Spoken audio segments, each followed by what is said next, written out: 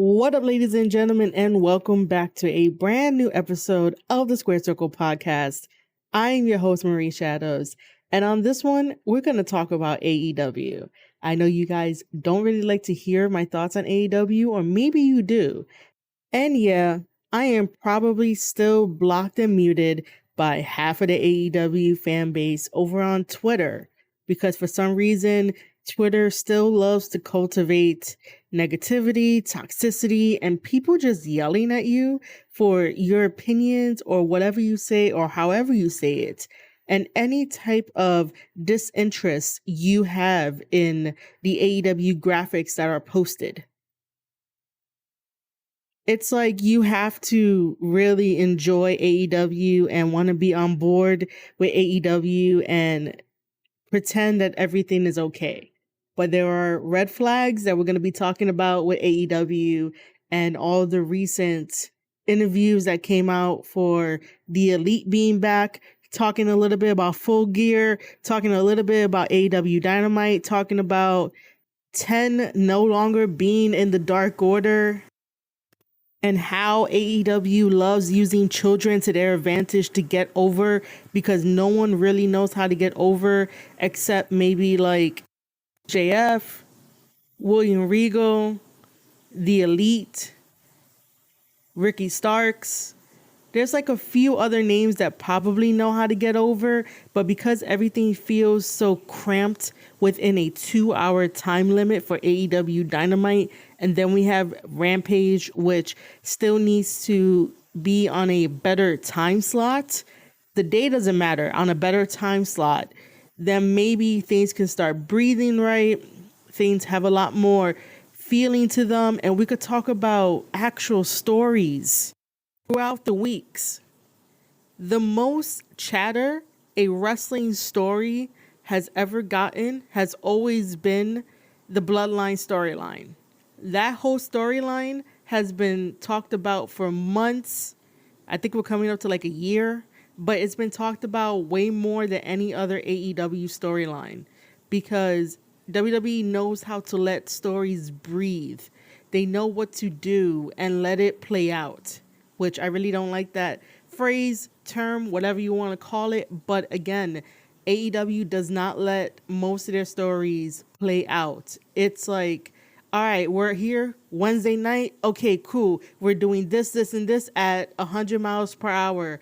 And then next week, it's something new. And then the following week, it's something new. Sometimes there is a consistency with the stories on AEW. However, it feels like it's only 30 seconds, maybe a minute, a backstage, whatever it is, but the heel always interrupts the babyface. There are slight changes in AEW that I will say that I see, but for the most part, it still feels like it's all crammed together. Wrestlers don't know what to do. Wrestlers have to rely on shock value, letting you know that New Japan stars are coming over to AEW without video packages again. Ring of Honor is now being like a staple on AEW television, which we'll get into, and trying to use kids to get over, trying to use social media to get over, even though sometimes I think it backfires. Yeah, there is a lot to unpack here, and we are just going to go through it. We're going to talk about everything. If I miss something, it might end up being in the next one, or if not, it's probably going to get talked about later in the future. Just stay tuned to anchor.fm/Square Circle Podcast. This is where you are hearing this full entire sit down talk with me about AEW, because I think it's time to really have this talk, to really have the fan base understand that their toxicity needs to like become less toxic and down a peg, and just understand where people are coming from that used to be on the bandwagon since day one of AEW. So before anyone comes at me, I was there as a day one AEW fan. If you go back into the catalog, if you are a first time listener, welcome to the Square Circle Podcast. Again, I'm your host, Marie Shadows. Welcome as a first time listener. You can definitely go into the back catalog and hear me talk about AEW.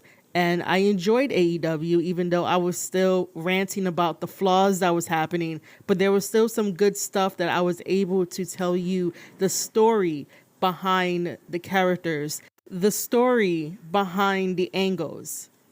Now I really can't do that. Now I have a lot of questions because there's no one sitting the wrestlers down to be like, okay, here's the roadmap. We did the first chapter. Everything is checked off. All the boxes are good. Awesome. Let's move on to the second one. Okay, so only 3 out of the 5 boxes are checked off. We're going to revisit box 4 and 5 later on when we can't think of anything more for this roadmap so we could go back and tie up loose ends. Like, that is how you work a story. That's the same way of how you can write a novel. And yeah, I'm going to be using my expertise of creative writing to show you that AEW really does need a writer. And I am no longer going to be shy about that. Like, I do have a degree in creative writing. I have my publishing certificate. But every time we bring up that AEW needs a writer, or a writing room, or a team of writers, you always have the naysayers that will be like, no, we don't need it. AEW doesn't need it. They're good. You know, it's just going to be like WWE. And it's like, you know, you can take something that WWE has built for the last 20 plus years because they have the blueprint. That does not mean that you have to give your favorite company the pass when you know that they are suffering. If someone is suffering, give them a hand. Meaning, if you do not like the way that WWE does their writing, then don't worry about it, okay? If you don't like the way that WWE doesn't do it, then this isn't for you. But if somebody wants to listen to this with an open mind, then continue listening. I understand that WWE wrote these monologues for the wrestlers and turned the wrestlers into actors where they had to memorize their lines. I have always said that not everybody needs a monologue. Not everybody needs to memorize lines. There are wrestlers who can improvise and can definitely talk off the top of their head. They'll have some bullet points, while there's other wrestlers that are not comfortable doing that in front of an audience. So if you want to give them a script, by all means, let them have the script, but it has to make sense when the other wrestler who doesn't need the script, when they come back at them with some words, it makes sense in the dialogue, because you don't want some random story where it doesn't make sense and the person who's not using the monologue says something completely left field, and then the wrestler that needs the monologue doesn't know how to improvise on the fly, and then it's going to make him look bad, or make her look bad, or make that person look bad. So I understand that creating dialogue for wrestlers in professional wrestling is not for everyone. Other people have different strengths, different skills, and you have to play off of that. You can't just think everyone is on the same even playing field and everyone has the same skills. Everyone is so confident in the way that they talk. And then when you hear it on AEW Dynamite or Rampage or Dark Evolution, the YouTube shows, you're like, there's something missing. Why do they sound like this? Why they sound like they don't know what to say next? Or in my case, I've been seeing a lot of people saying that there's too much cursing on AEW. And I really do think that they use that liberty a little too much. And if you can't cut a promo without dropping some curses, then you got to really work on your craft. I don't mind if cursing is there, but it does have to make sense for your character. It does have to make sense for the situation. If you're frustrated, just take a page out of Jay White's book, man. Like, Jay White is really good at his promos. If Jay got a really upsetting loss against somebody that he really didn't like, you guys remember that promo, right? Where, you know, he said some words and then he just screamed out fuck. Jay White doesn't always curse in his promos. Jay White, when he does, everyone listens and everyone is like, oh shit, why is he cursing? and then they go check out the video and they watch the whole thing and they're like, okay, he's frustrated. I get that. That makes sense. That's why he curses. But if you're just cursing just to curse to get the shock value, as if this was the early 2000s or something like that in that era, then, you're living in the past. We're in 2022. What new layer can you show me in your promo work? Why are you not going back into the past to look at how the generation before you and more generations before you did promos? Because those promos are still talked about. Those promos are still repeated till this day by fans. If you are a fan of this business, you're going to have to sit down and tape study. And sometimes I don't see that with the AEW wrestlers. And this isn't to just single them out. If you really enjoy this business and you really want to make a name for yourself, you have to study what's in the past. Because without the past, you wouldn't be here as a wrestler. And this is what fans forget about. Fans are like, oh my God, they're so awesome. They're so great. They don't need to study the past. They don't need to do this. The past is so oppressive and it's so bad. And, wrestling was so bad back then. If you have that mentality, it honestly feels like everyone has a participation award given to them. And I see no growth. I see nothing. I just see people living their lives in a very comfortable way where it's like, okay, I'm a wrestler. Okay, I know how to do moves. Okay, I know how to semi-talk. I'll just get my way through this. And then you wonder why they're not going to the top spot. There's a reason why this business is so cutthroat, and it's a competition. It really is a competition to be the very best. The Elite wouldn't be on top without the path that they took to get to being on top, which I don't always agree with. Like lately now, I'm just like, I'm not agreeing with most of the stuff that I fell in love with by them. But they still managed to grab the heartstrings and make me feel. But sometimes I'm just like, you guys are a little too much and you guys got to grow up. But back to the point.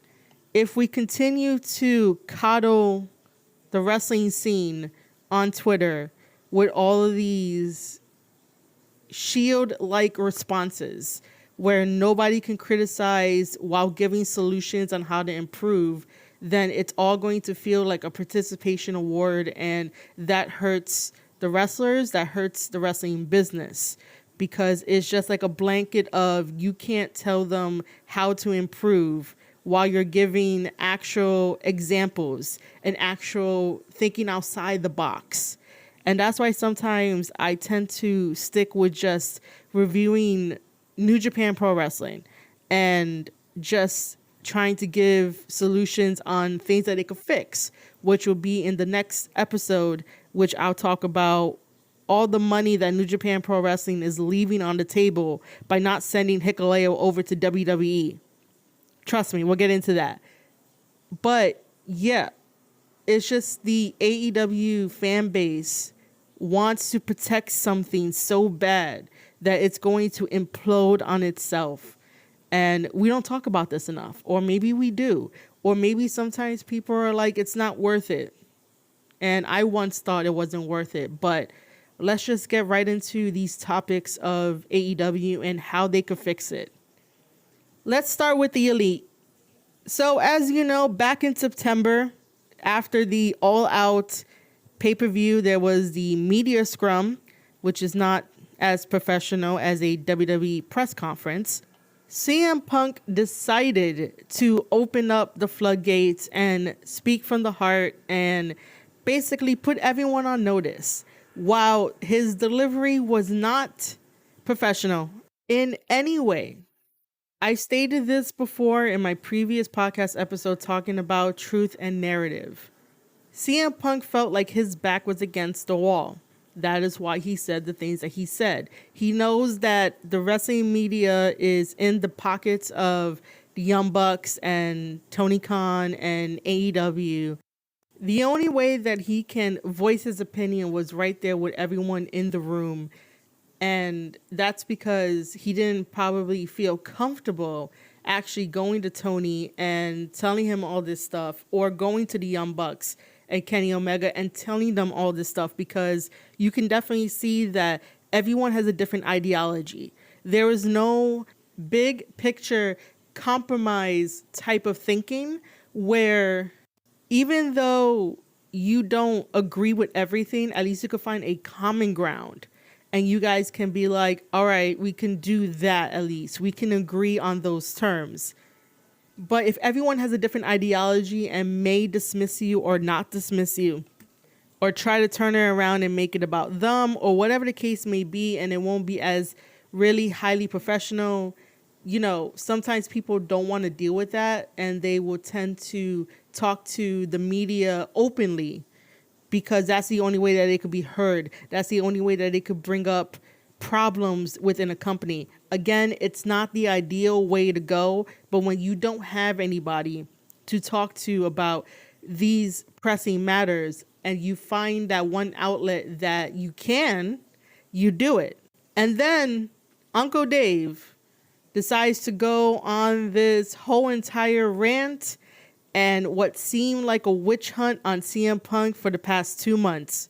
And it's only been about CM Punk news. It's only been about CM Punk drama. It's only been about maybe AEW wants to buy out CM Punk's contract, or CM Punk is this, CM Punk is that. So he created a narrative for 2 months, not even talking about the Elite, not even talking about Ace Steel as often. We found out that Ace Steel got released, but CM Punk is still there.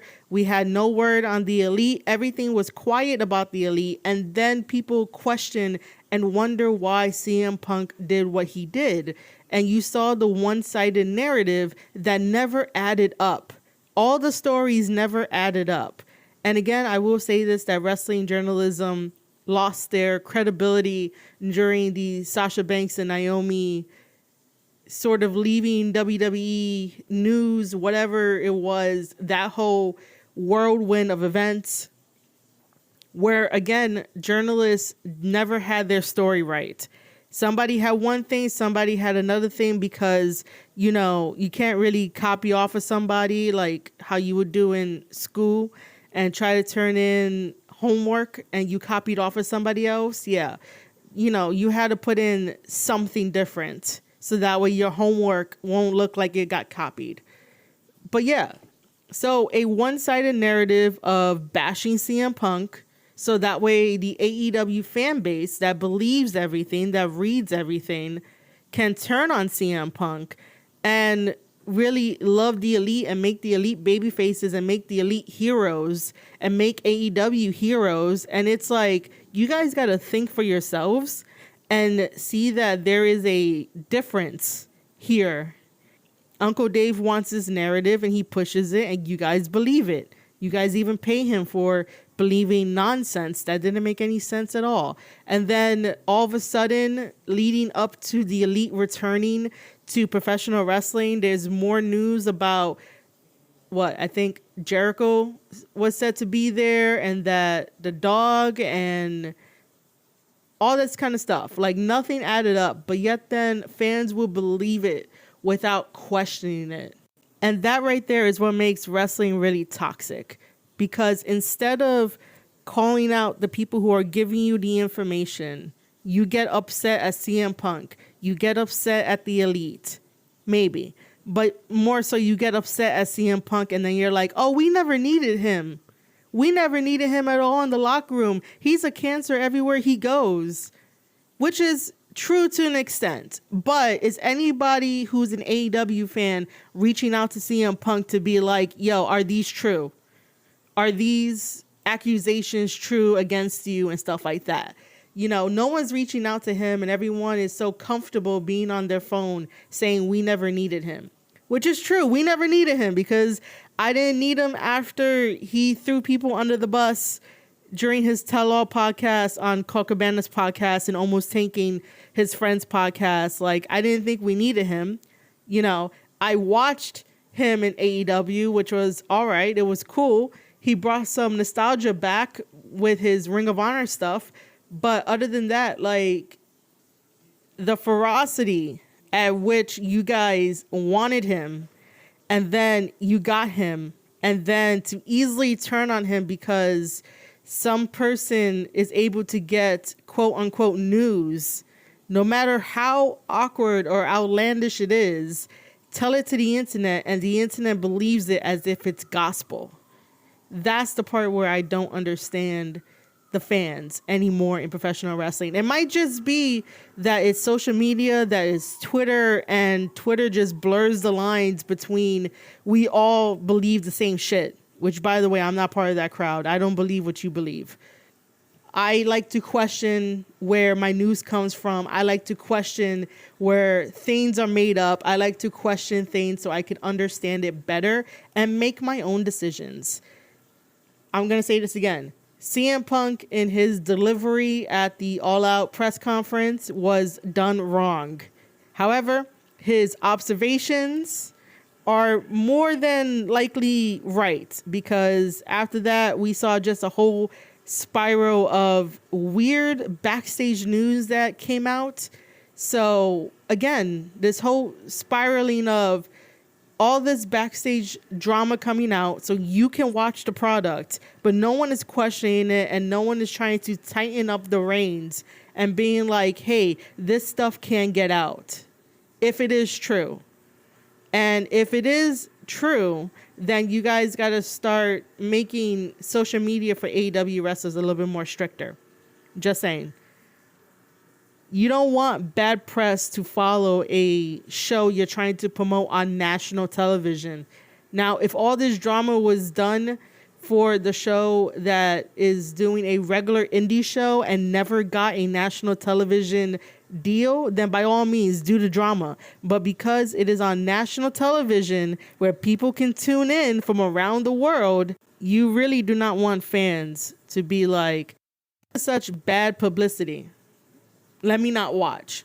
Like, I don't feel inclined to watch because there's so much negativity around it and there's so much toxicity on Twitter about it, trying to defend this, trying not to defend this, trying to do mental gymnastics to explain to you why an internal investigation is happening when I really don't think that was a thing. Again, nobody had photos, video that went up on social media. You know how fights quickly go on social media and they go viral? Well, where was the videotape for this? Where was, the footage for this backstage brawl that probably never happened? Oh, and by the way, again, I'm going to question the fact that if there was an internal investigation, Kenny Omega would not be allowed to leave the United States to go to Japan for the Game Con to show Japan, hey, look, we made an AEW game. Because when you have an investigation pending and an investigation still going, you cannot leave the country. They tell you this. You can't leave the country. You can't leave the state. We're still doing an investigation, but somehow Kenny Omega gets the okay to go to Japan. It does not matter if that event was booked in advance. You're not allowed to leave the country if an internal investigation is supposed to go. And then to hear the quotes from the second to last BTE, where Nick is like, yeah, the fans don't know. We couldn't talk about it for 2 months. And I was worried that we weren't going to get well received and cheered. And it's like, you guys could have said something for 2 months. You guys could have told Uncle Dave to stop bashing CM Punk so that way the toxicity and the ferocity of the toxicity doesn't grow on Twitter and become so damn annoying between the debates. But I guess for AEW, any publicity is good publicity, which is a bad thing. But it's also like, you guys could have said something too. You guys could have put out a statement saying that we apologize for having a disruptive backstage brawl, We apologize for letting down the fans. We don't want to disappoint you in that way. This was not the mission statement of AEW. It is to change the world, and we believe that we did not do that, so we're going to be taking some time off to reflect. Right? A simple PR mess could have been a PR sunshine if they would have put out a statement, so that way everything would have stopped. People would have found something else to be mad about, and AEW would not have to do this whole thing of whenever Tony Khan goes on interviews for him to be like, I can't comment. No comment. You can ask, but I can't comment. No, I'm sorry. If you know that there is an pending investigation going on and still going on, and no one can talk about it, and if you're on an interview, you know that interviewer is going to ask you stuff about this investigation. Why do you guys put yourselves in situations where you guys back yourself into a corner and then get the backlash, and then you're like, I don't understand the backlash. Like, I don't get that. I really don't. You guys have to work smarter, not harder. Working smarter would have been putting out a public relations statement about what happened and asking the fans to respect the privacy of everyone else, and also have Uncle Dave not to put fuel to the fire because he got called out by Punk and didn't like that. And it's like, grow up, guys. If you want to be a professional company and try to rival WWE, that's what you do. Because it was already a messy situation. There was no coming back from it. And if there's no coming back from it, rather than feeding it, you sort of stop it yourselves. But now we see that 2 months later, they're using all that fire, all that fuel to do BTE and to only highlight the fuck CM Punk chants, and decide to put a very choice of a song. And I know that the Elite are poking fun because they always do that. They always take a serious situation that needs a very good talking to and make it into a joke and make it into like, oh, we're going to poke the bear. That's why I sort of started falling out of love with the Elite, especially the Young Bucks. If you guys don't know, on their Twitter accounts, whenever something happens, they change their bio and then they tweet out, check bio, new bio. And it's always some passive aggressive shit. And it's like, I don't want that in wrestling. Why do we need a passive aggressive tag team? Just because people in the past, especially in Ring of Honor, didn't really like the whole super kick party and the Young Bucks doing spots and all this kind of stuff, and all that accumulated into, at one point, fans not really liking them, and then fans coming over to really enjoy their stuff. And it's like, stop being passive aggressive. If you have a problem with something or someone, you go to them and you tell them. The same way that CM Punk was like, you got a problem with me, you go to me. And then this whole shit happened. Which brings me into the next thing about the Elite. So the Elite came back on Full Gear, and they came out to one of my favorite songs, Carry On Wayward Son by Kansas. And they were wearing white. And the whole spectacle felt good. And this is what I mean, that sometimes they tend to pull on my heartstrings, even though I am fed up with their childish antics and their childish bullshit, that I'm like, grow up a little bit. Like, just grow up for me. So it pulls me back in, but I didn't realize that this could mean that this might be their final tour, their goodbye tour. Why would you, in this stage of your career and your life, would you want to have Carry On Wayward Son by Kansas as your theme, knowing that the lyrics in there is basically about this eventually is going to end? They did the same thing with Supernatural. They put Supernatural, the show, they put that song in there too when the season was ending. And so is this the end for the Elite? Is this their goodbye tour? Because right after the Full Gear match against Death Triangle, which I thought that Death Triangle was going to lose and the Elite was going to get the belts back because Death Triangle felt like placeholders because they weren't really having too many trios matches. And so I thought the Elite was going to get the belts back, but they didn't. And then all of a sudden we have a best of series 7 matches, which, by the way, we do not need a best of 7 series matches between Death Triangle and the Elite.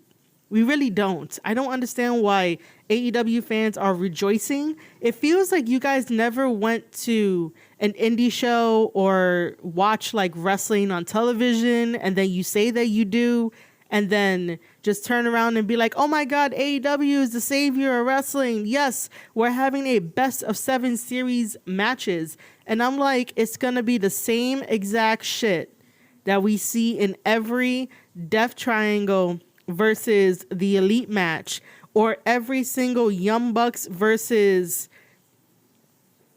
Penta and Phoenix match, the Lucha Bros. And so it's like, what are you guys really praising? Can someone really tell me by leaving a comment or going into my DMs or something to let me know that what is different in each of these matches? Can you break down for me what is different in the first match to the second match to the third match? I think this Wednesday is going to be the third match. But either way, what is different?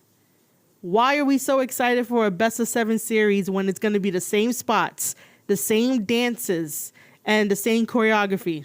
And each one of these matches are going to be with Rick Knox as the referee. So I just want to know. It's not that exciting. It's like the same repeating thing that everyone got upset about in WWE when it was John Cena versus Edge every single time. And that is how we got John Cena to a multi-time champion, and the same thing with Edge. It's that. I really don't want to see the same matches over and over in AEW. I remember when AEW fans were like, oh, we don't want rematches, and AEW never really gave rematches. But here we are, a best of 7 series. We could think of these like a series of rematches because you're fighting the same team. I could understand if it was like a 4-team and best of 7 series, and whoever loses has to fight the other one, and then vice versa, do it like a diagonal type. And I know that probably doesn't make any sense, but it's something different, right? It's a different idea. It's not like the same 2 teams going back and forth in rematches for a best of 7 series. What, to see who's the best? To see who's the real champions? I don't even think the belts are online with this. And that's what is not really appealing. And I don't understand why fans are saying that they are excited for something that are rematches, but yet then said months ago, 2 years ago, that they don't want rematches. And AEW was like, yeah, we're not going to have rematches, guys. Which then brings me into the point of the Sports Illustrated interview that Kenny Omega did. So according to Kenny Omega, this is his quote, which I'm going to go through it and talk about it. There are things no one can talk about, so I encourage people to let it go, says Omega. This is in reference to all of the wild speculation that was on the internet about the investigation about CM Punk, about the Elite. So he's basically saying for you guys to let it go. Again, I'm going to say this. The Elite could have stopped this, so that way Kenny would have never said this line. And the easiest way is to tell Uncle Dave to stop bashing CM Punk for the last 2 months. And you guys would have been sitting pretty. Nobody would have remembered, and nobody would have got upset and turned into a toxicity. Omega continues saying, it doesn't change that we want a team effort in AEW.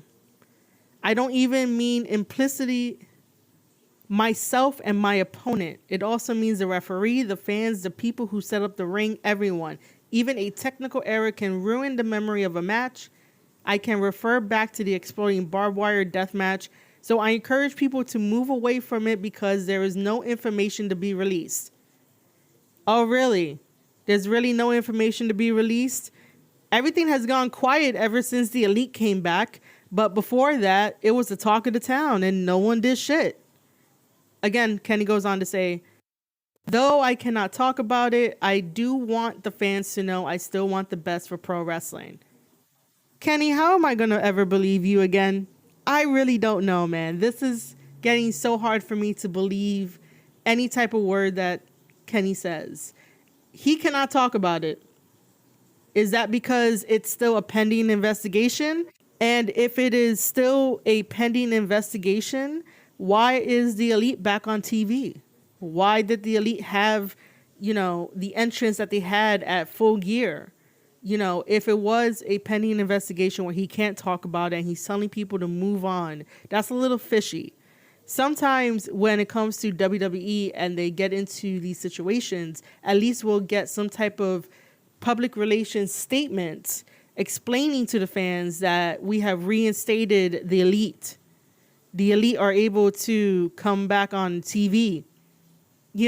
I'm just saying that if this was WWE, they would have put out a statement saying that somebody is reinstated to come back on television. But we didn't get that with AEW. So I'm just saying that's a little sus. That is a little sus. There's more quotes from Kenny Omega that I would like to talk about. The next quote is as follows. This is again from Kenny. This isn't Kenny Omega and the Young Bucks against CM Punk. It is people trying to show off their craft. You can boo Kenny Omega or the Young Bucks or CM Punk, but I hope people don't forget we're human beings struggling to show our art. Now, first of all, I do agree with the last line that any professional wrestler out there, I know that it is a struggle to show your art. I know it's a struggle to show what you want to present. Your canvas is blank and you basically make a painting out of it and you want to show it to us, and that is the most struggling way to do it. And I totally understand that. I get that you guys are human. We all go through it. However, when you make a BTE episode and think it's funny to highlight the fuck CM Punk chants and then have a choice of a song to go under it, to take out every other noise, song, background noise, anything like that, it really tells a different side. And I know that in professional wrestling, you're supposed to tell these stories. You're supposed to be petty at times. You're supposed to be, a heel, a babyface. Like everything that goes into professional wrestling, it's supposed to be entertainment for us so we can be emotionally invested and buy the product, buy the merch, buy everything. Like I totally understand what professional wrestling is about. However, when you do something like this and then say that, oh, it's not about the Elite versus CM Punk, but you show us otherwise, how can someone really believe you and how can someone really trust you with that? Again, I like questioning when things don't add up. I like questioning things don't make sense. And my sense of trust is going away slowly by reading this and seeing something completely different. And I hope that this podcast episode basically gives you that perspective as well, because we all shouldn't be in this little bubble of like, oh my God, the Elite is great. No, they're passive aggressive and they do things in a very distasteful way where it's not even feeling like it's wrestling anymore. It feels more like real life tactics that people go through. You need to remember that your audience, for whatever show they sit down on their couch or their chair at home, your audience is watching certain things to escape a miserable reality of life. Okay?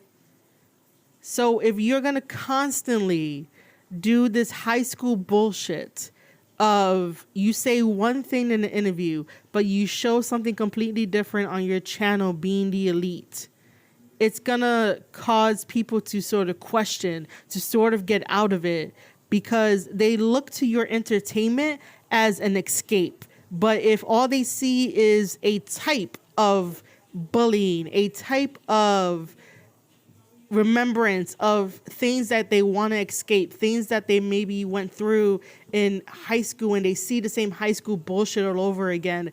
Do you think that those fans are going to stick around much longer? Because our brains are constantly evolving, our brains are constantly thinking, and our brains are like, hey, I used to like that, but I don't like it for X, Y, and Z. You know, you don't want that for your audience. You want to make sure that your audience is getting that reality escape. And this isn't really it, you know, to really tell people that it's not about the Elite versus CM Punk, that it's about, you know, human beings struggling to show their art. Well, CM Punk was struggling to show his art, but we don't know the backstage politics as to why that was. But, you know, I'm just saying that it's one thing to sort of say this and then on the flip side to be like, oh, well, look at our new video. Last quote from Kenny Omega from the Sports Illustrated interview, and then we'll switch to some other topics that AEW needs to fix. This quote is about Kenny Omega returning to Japan to face Will Ospreay at Wrestle Kingdom 17. He says, I'm returning to New Japan as an ambassador of AEW. I'm returning to New Japan as an ambassador of pro wrestling. I'm also returning home. I left to start this new, exciting opportunity, but it's still home.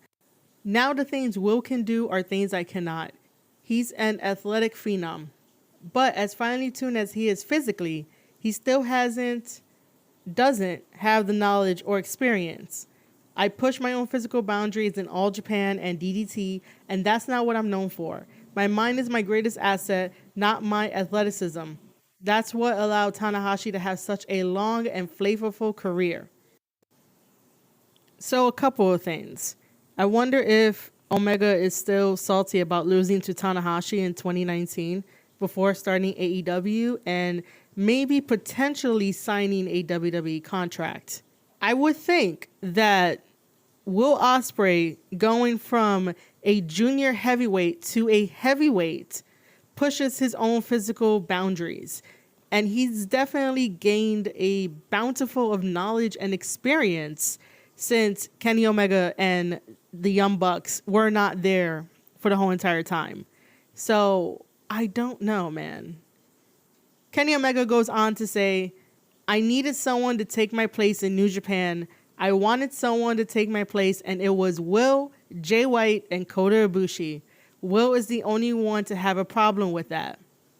First of all, I understand that this is supposed to be for story and I'm supposed to suspend my disbelief, but man, are you wrong. Jay White already stopped rumors about Kenny Omega trying to recruit him as well by pulling him to the side and being like, Jay, I'm going to be leaving New Japan Pro Wrestling, so Japan needs you. Jay White instantly was like, bro, that didn't happen. Stop it. And you wanted Kota Ibushi to take your place? First of all, Kota Ibushi is the one that got you into New Japan Pro Wrestling.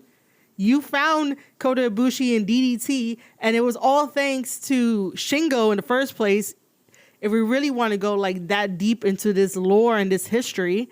So you got introduced to DDT through Kota Ibushi, and then you followed Kota Ibushi to New Japan Pro Wrestling. Why would he want to take your place when he's already in first place of you, Kenny? Like, I don't understand that. That was a stupid point to throw in Kota Ibushi in there. And then to say that Will Ospreay is the one that has a problem with taking your place? Will Ospreay didn't need to take your place. Will Ospreay created something that you never created. You got kicked out of the Bullet Club, Kenny. Will Ospreay over here created his own empire, and it is thriving like faster than any other team that I've seen. Sure, it was Kenny and the Young Bucks, and they call themselves the Elite, but they're not really like a stable like how the United Empire is. And the Japanese fans really did enjoy the Elite, but they were still part of Bullet Club, a subsection of Bullet Club, and then eventually everyone got kicked out, thanks to Tama Tonga, who was and now is a former OG Bullet Club member. But the point still stands is that I don't understand why you wanted Will to take your place. Sure, Will probably had the inspiration to be like, oh, let me do what Kenny does, but Will does things a lot more better, has a lot more better psychology. And definitely Will does not have a problem with that. What he has a problem with is someone that says one thing and does another. And the last quote of this Kenny Omega Sports Illustrated interview talking about Will Ospreay when coming to Wrestle Kingdom 17. Kenny goes on to say, I had to speak in Japanese to remind him that he doesn't have home court advantage. This is still my home.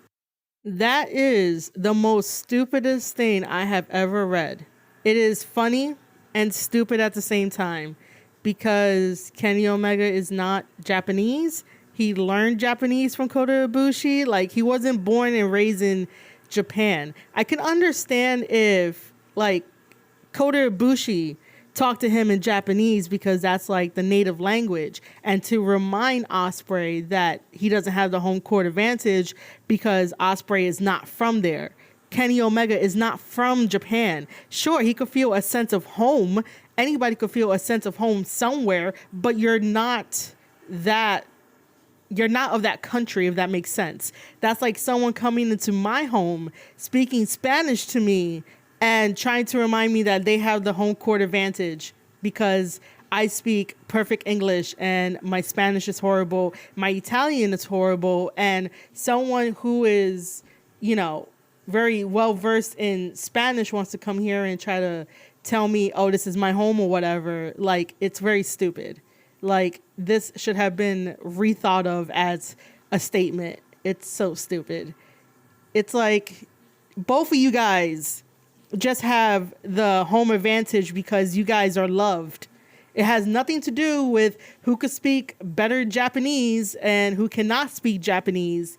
They have the home advantage because the fans love Will Ospreay. The fans love Kenny Omega. Kenny Omega got a huge pop from the fans when the video was on the screen and everybody saw what happened during the historic New Japan X Stardom event.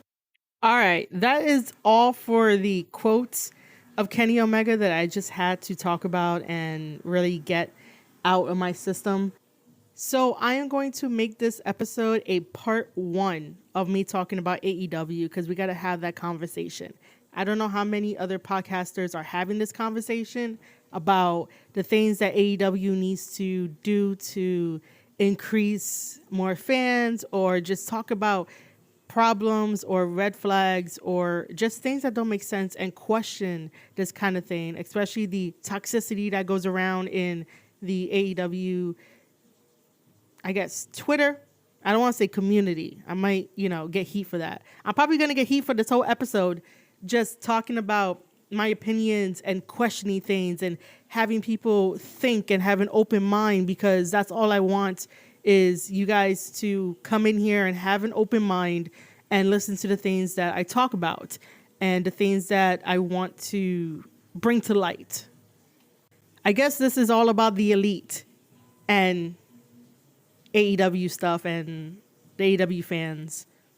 Part 2 is going to be about the Dark Order and how far they have fallen. I don't even think they could recover. About 10 leaving the Dark Order, about AEW using -1 to get over, and people online just thinking that it is going to be his origin villain story when he turns 18 and is like, he's a kid, let him be a kid. And then also a little bit about AEW Dynamite, some stuff I saw, the AEW Women's Division, and I think that's about it to wrap up AEW stuff. So if you enjoy this episode, please make sure to leave a comment, because I know everyone has an opinion. Everyone has a comment about everything nowadays. So you can definitely leave me a comment on the tweet that if you see this on Twitter, @Marie_Shadows, you can send me an email, squaredcirclepodcast@outlook.com. You can also leave me a voice message on anchor.fm/Square Circle Podcast, where this would be on. And if you are signed up to my Substack, which you should be signed up to my Substack because it's extra wrestling content, marieshadows.substack.com. It has a comment section. You can leave your comments there. Also, make sure to share with other people in the wrestling community. Let them know that I talk about AEW and bring up some AEW issues and talk about it and give my opinion about it. And if you enjoy that kind of stuff, again, word of mouth is the best marketing tool you can give to a content creator because it's free. It's absolutely free to share. It's free to talk about it. And it is definitely free to discuss all these things. I appreciate every single listener that are new listeners and returning listeners. I love you guys. I appreciate you guys. Again, follow me on twitch.tv/Marie_Shadows, where we're going to be watching a lot more wrestling content on there. Follow me on Twitter @Marie_Shadows. You can find me on Hive. That's right, the Hive Social. You can find me over there @Marie_Shadows, one word. And then you could also sign up to my newsletter, marieshadows.substack.com. And you can also listen to this right here on anchor.fm/Square Circle Podcast. This is part 1 of talking about AEW. Part 2 is coming soon. So you have been listening to an episode of the Square Circle Podcast. I am your host, Marie Shadows, and I'll see you guys on the next one.